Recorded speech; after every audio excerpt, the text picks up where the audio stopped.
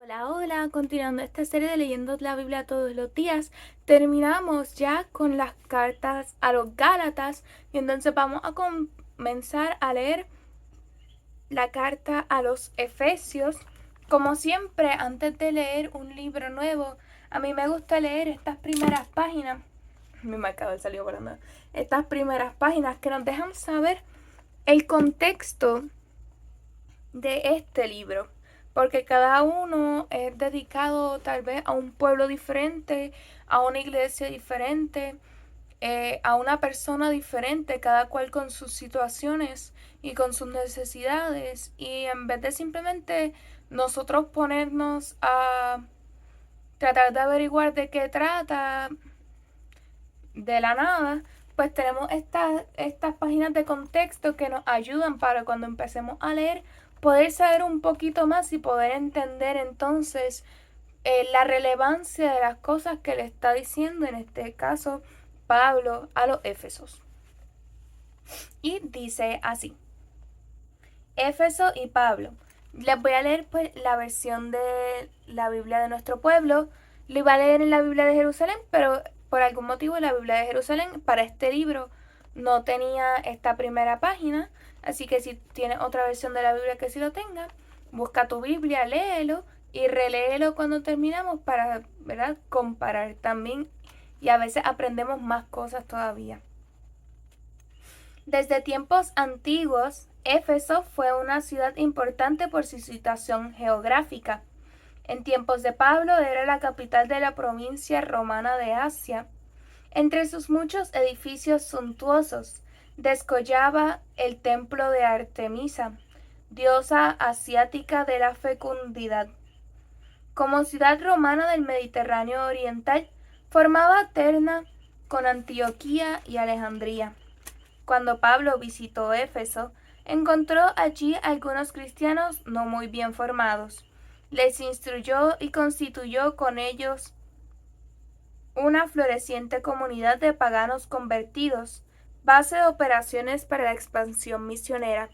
El apóstol residió allí 3 años entre éxitos y dificultades. Carta de Pablo a los Efesios. Los 3 datos son discutidos por una crítica competente. En primer lugar, se duda de que se trate efectivamente de una carta.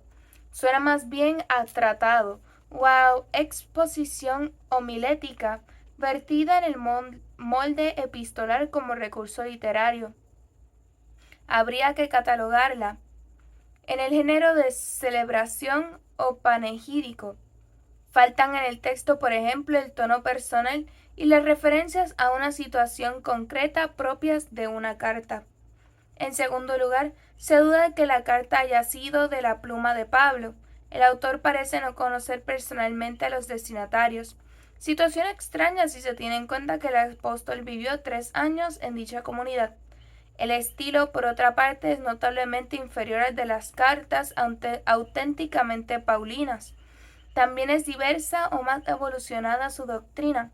Por ejemplo, a muchas iglesias locales sucede una iglesia única y universal tras la superación de la controversia entre judíos y paganos. Finalmente, está también en discusión que los destinatarios sean los efesios. El nombre de la ciudad falta en algunos códices importantes. ¿Fue borrada del texto original para dejar un espacio en blanco disponible para otras localidades? Dado el carácter del escrito y teniendo en cuenta la noticia de Colosenses 4 del 16, algunos biblistas piensan que la carta estaba dirigida en un principio a Laodicea. Otros, por el contrario, que era un texto circular dirigido a una amplia audiencia de las iglesias de Asia. Autor, destinatarios y fecha de composición de la carta. Todo lo dicho anteriormente hace pensar que el autor es un discípulo de Pablo que escribe después de la muerte del apóstol a paganos convertidos de la segunda generación, entre los años 70 a 90. Si atribuye su escrito a Pablo es para dar autoridad a sus reflexiones y apoyado en las enseñanzas de su maestro que va desarrollando. Iluminar la vida de las iglesias en las nuevas circunstancias por las que atravesaban, 20 o 30 años después de que fueran fundadas por el apóstol. El contenido de la carta. El contexto en que viven las comunidades de esta segunda generación ha cambiado notablemente. Después de la destrucción de Jerusalén, las tensiones entre los cristianos procedentes del judaísmo y los convertidos del paganismo han ido paulatinamente desapareciendo. Ahora, los judeocristianos son una pequeña minoría dentro de una comunidad de creyentes que se ha desplazado y esparcido definitivamente más allá de las fronteras de Palestina. Esta situación hacía urgente una reflexión sobre el misterio de una iglesia que, consciente ya de su universalidad, necesitaba ahondar en el vínculo de comunión que la mantenía unida y plural al mismo tiempo. Pero, sobre todo, profundizar en el alcance de su misión universal. La carta a los Efesios comienza donde termina la carta a los Colosenses. Ambas se complementan. Si aquella habla de Cristo, esta habla de la Iglesia. Dios tenía un plan escondido por siglos, revelado y ejecutado en y por Jesucristo. Ahora este plan se despliega en y por la Iglesia. Si Colosenses resalta la dimensión cósmica de la mediación salvadora de Cristo, Efesios coloca la misión de la Iglesia en el centro mismo del universo, como sacramento de salvación de ese cosmos que Cristo llena con su poder vivificador.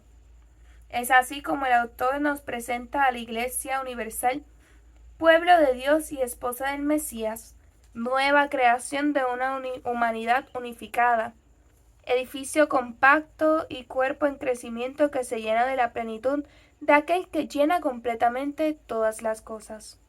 Cristo su cabeza, más que por la suma de iglesias locales o por la coexistencia de judíos penitentes y paganos convertidos. La unidad se realiza derribando muros, aboliendo divisiones, infundiendo un espíritu único. No en vano, la carta a los Efesios ha sido llamada la carta magna de la unidad. Y con esto entonces tenemos un poquito más de contexto para que cuando lo leamos entendamos el estilo, a quién se le escribió o a quién, ¿verdad?, se asume que se le escribió, ya que pues son textos muy antiguos que han sido poco a poco recuperados. Y podamos entonces comenzar a leer esta carta como la carta magna de la unidad que nos expresa aquí. Y así con más atención, prestarle más atención a cada uno de los detalles que nos va a traer la carta a los Efesios.